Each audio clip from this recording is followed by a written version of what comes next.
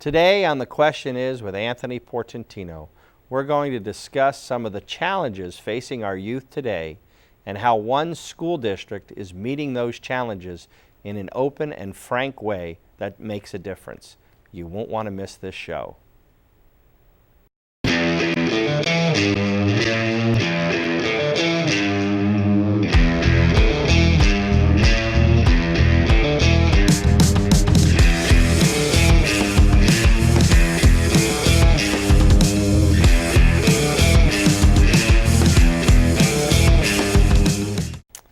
Media reports of good news and tragedies are topics of discussion, joy, frustration, and sometimes sadness and anger.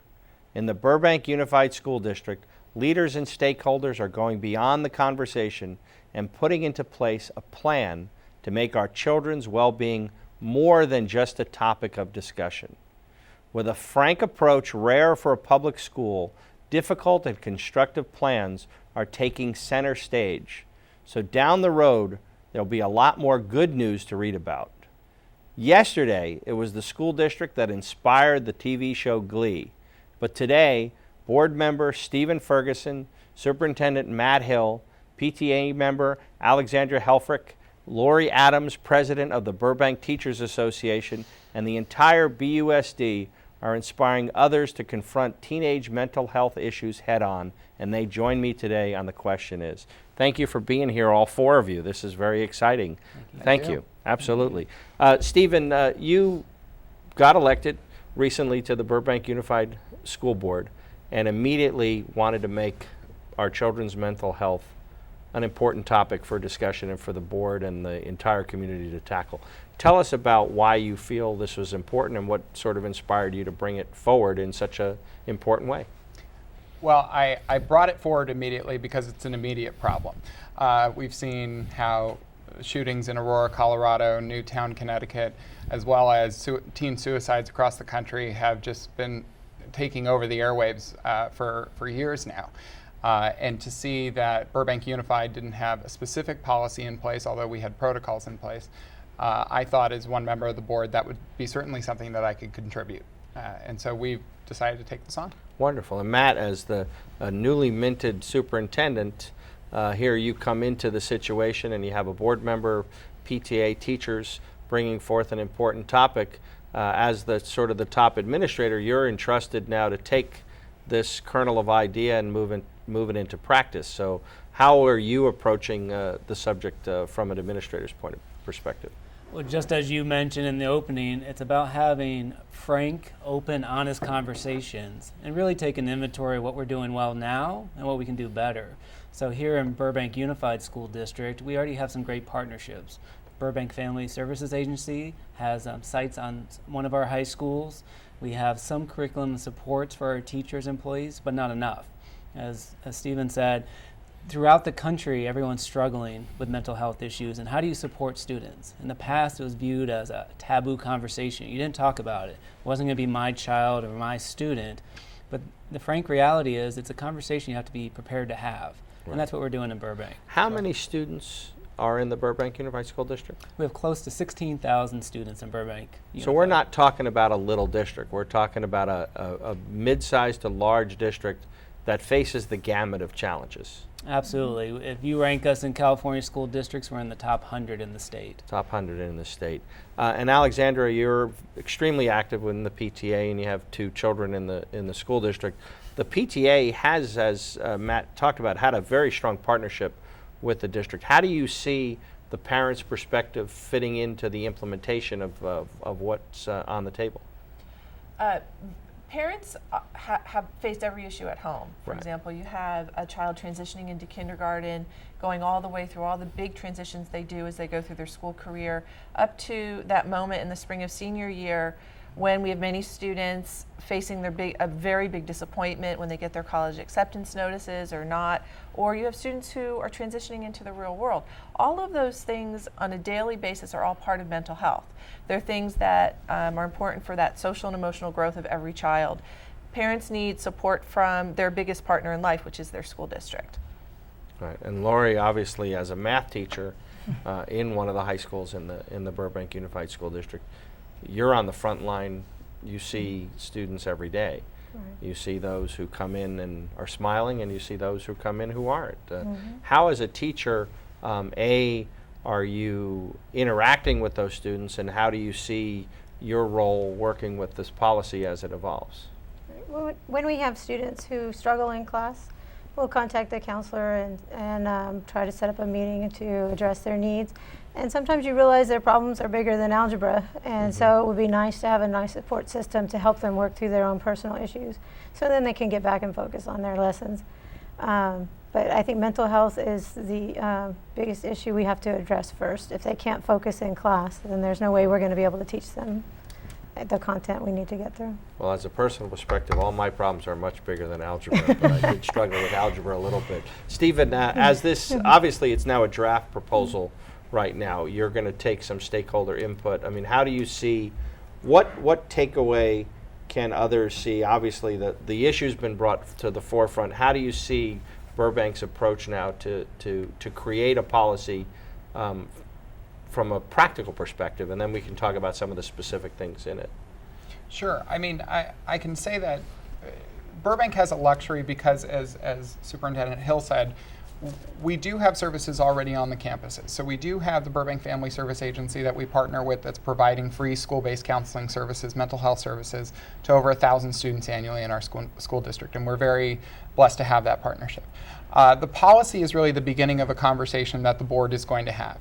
And acting as one board member, we've worked on first suicide prevention, and then hopefully moving at that time, with the consent of the rest of the board, into a broader conversation about mental health. We are scheduling mental health task force meetings, so really trying to build that, because again, it's about evaluating what assets we have in the district, and then looking to the future to really develop a program that's best for us. Right. Alexandra, Matt mentioned earlier, these were subjects that 10, 15 years ago nobody talked about. And in particular, I'm a dad of 2 daughters myself. I mean, we all live in communities where, we really don't talk about what goes on inside our house and in our neighbor's house. Everybody sort of had that silo mentality. And as a result, things didn't get addressed. How do you feel today's parent, the PTA, is prepared to have that public conversation and the frankness necessary? Well, one big step that the Burbank Council PTA took in the past year was they brought forward a resolution to the state PTA at their annual convention to support and advocate for the inclusion of LGBTQ issues in the health curriculum that students in California take in 9th grade.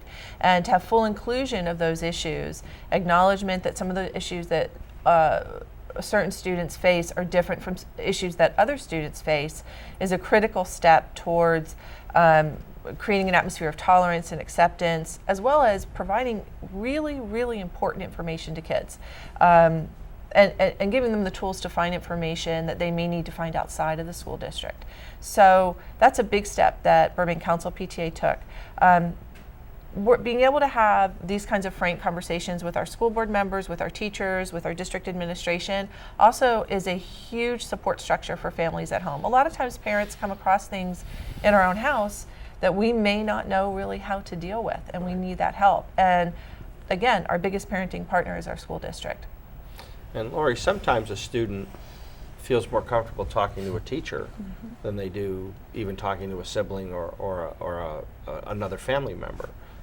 So in many respects, the teachers are on the front line interacting all day with our students. Absolutely. How do you see that role evolving as this policy continues to manifest itself? Right. Teachers need to be trained and also discuss amongst themselves where you draw that line between I'm listening and being a sounding board and where I need to refer you. It's the same issue when we see any signs of physical abuse or emotional abuse. We're mandatory reporters. Right. We need to know when is it time to call in backup.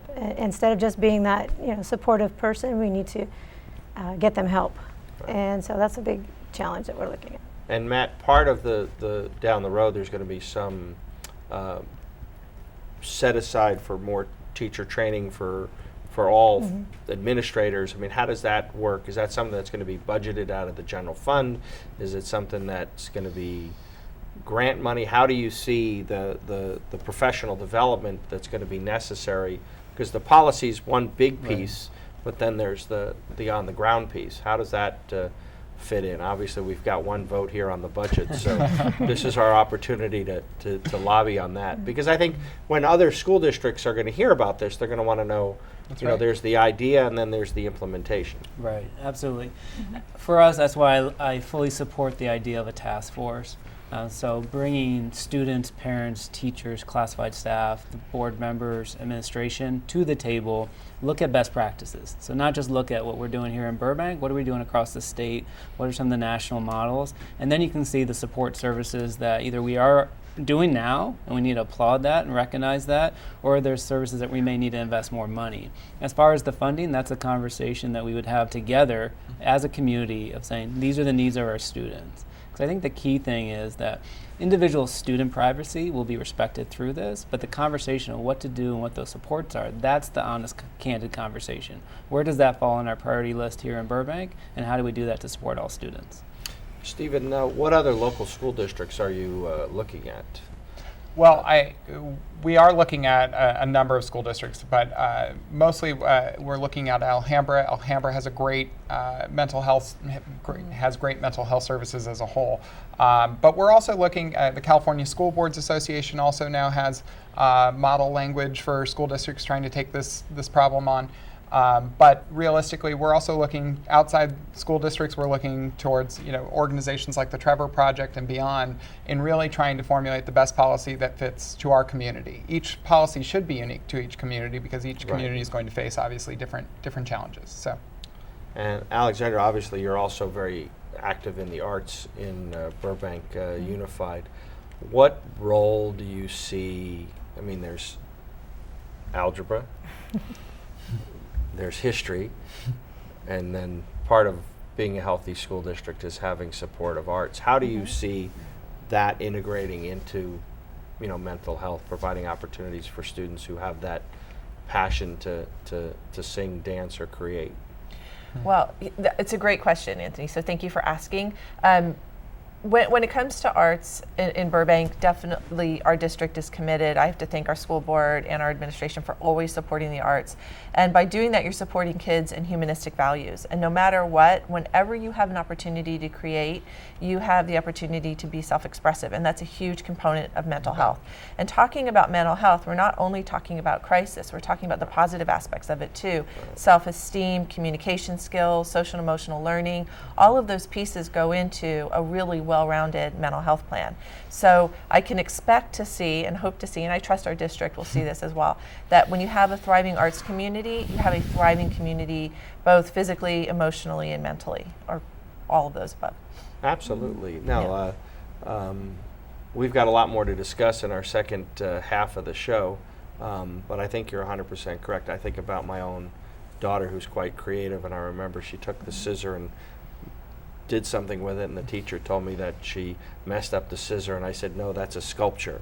Art plays a very important part, and obviously on the Question Is with Anthony Portantino, we're going to continue to talk with the Burbank Unified School District representatives on this very, very important topic. So please come back after the break.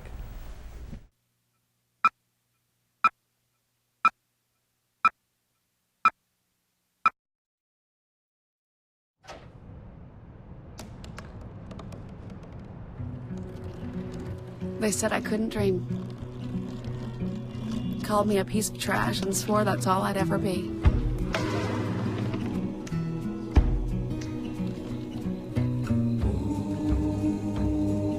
Said a bottle couldn't see the ocean.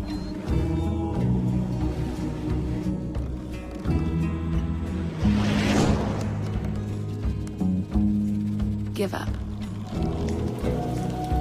Go back to the dumpster. But I didn't listen. I made my way.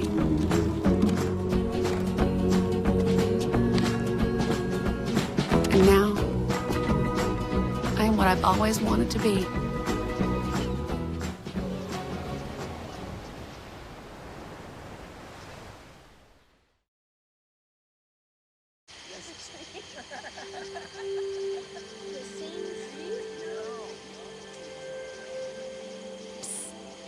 coming. Places, everybody. Light check. 1, 2, 1, 2. Everything looks good on our end. And lights. Come alive with the forest. Visit discovertheforest.org to find a forest near you.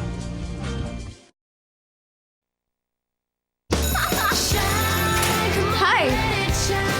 Hi. We're back on The Question Is with Anthony Portantino, talking about mental health and the cutting edge approach that the Burbank Unified School District is doing. So thank you for joining me.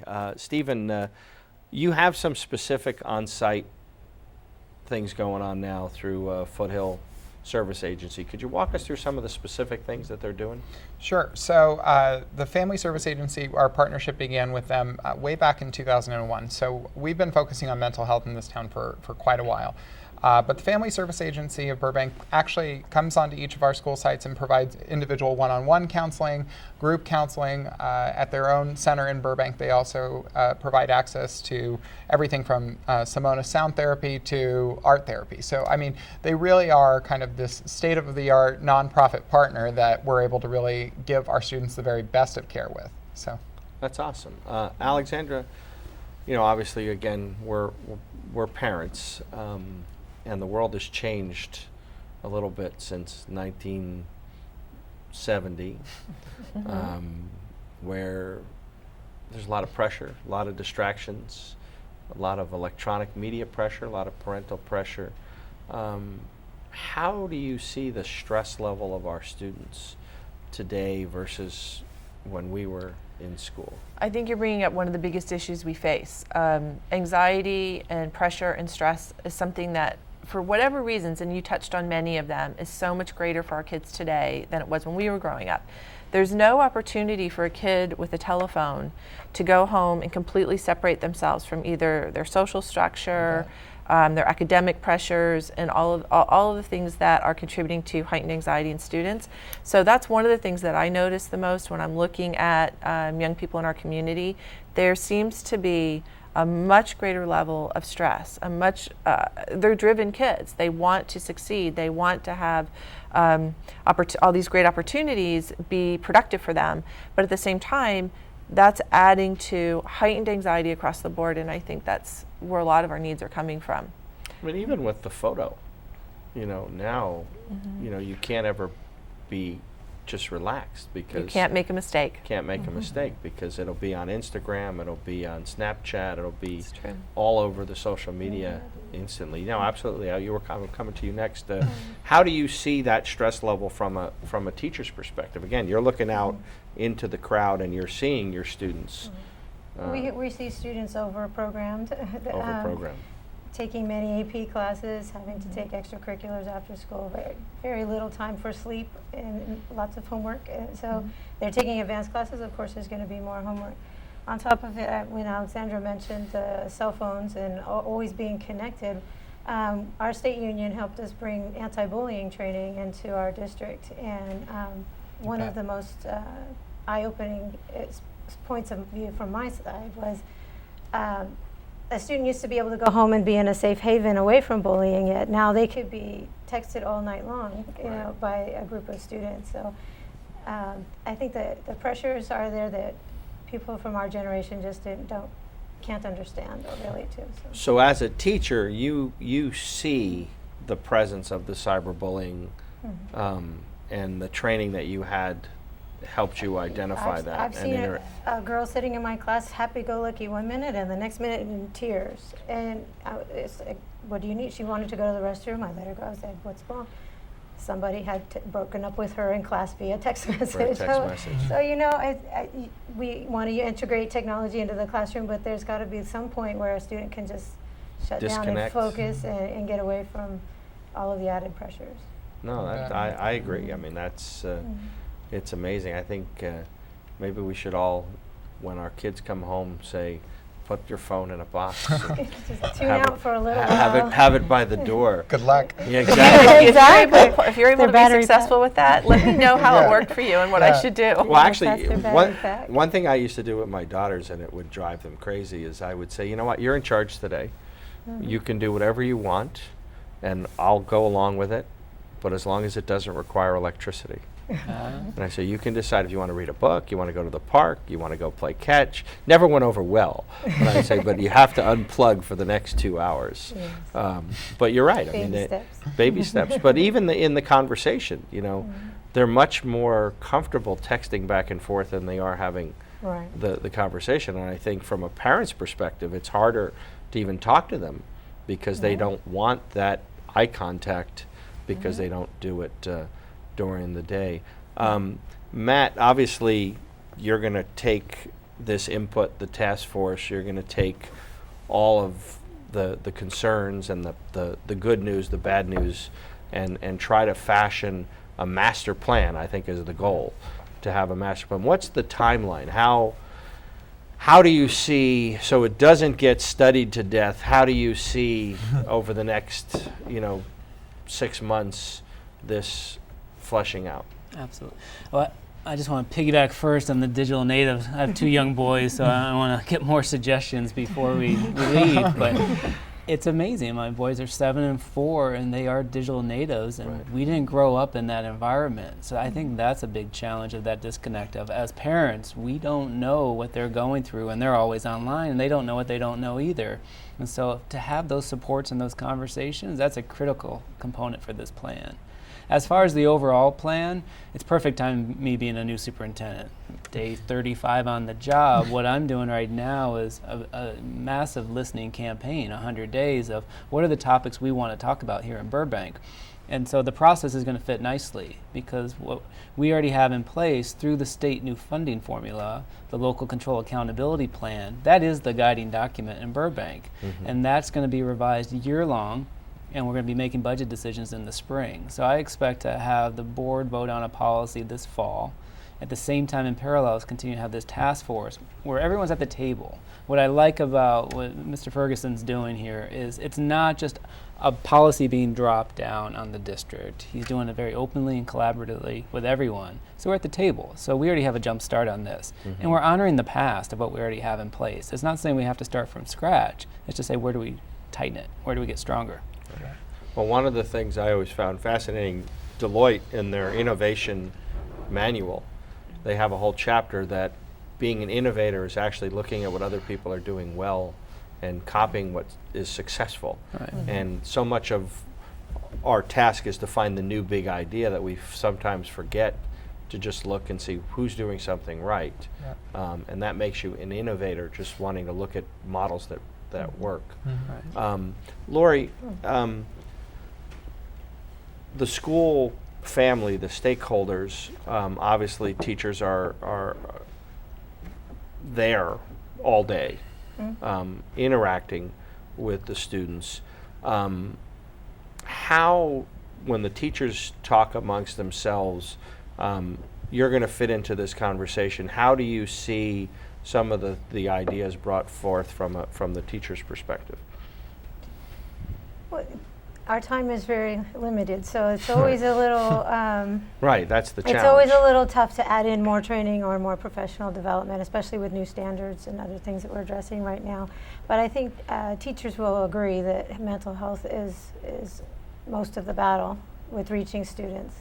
So I believe we will embrace new training, new discussions to find new ways to get support for our kids. The other sort of change in communities from 30 years ago is, I know, growing up in the suburbs in New Jersey, the teacher lived down the street.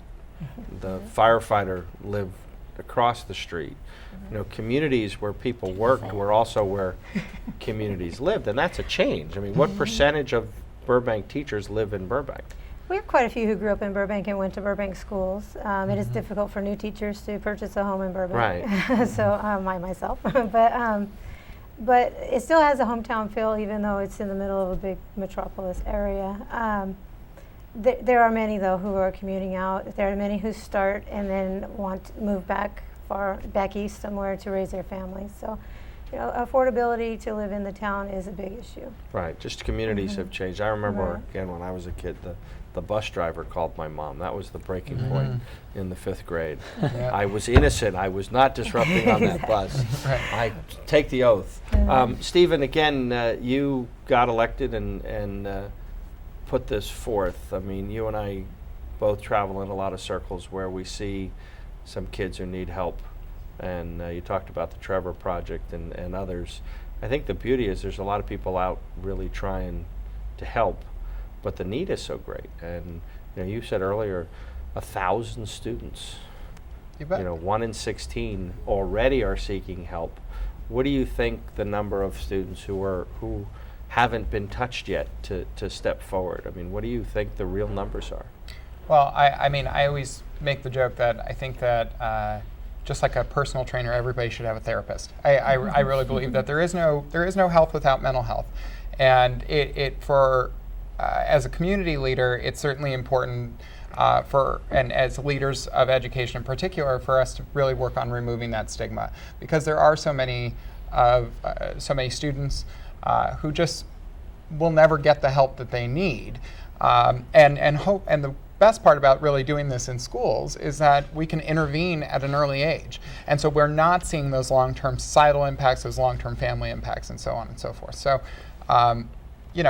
there's 1,000 students now, but there are thousands that are unaddressed. And that's the thing that keeps, I think, all of us really up at night. And we spent a lot of time, sort of alluding to this as a high school issue, but it's really more than a high school issue. We're hospitalizing kids in elementary school. Right.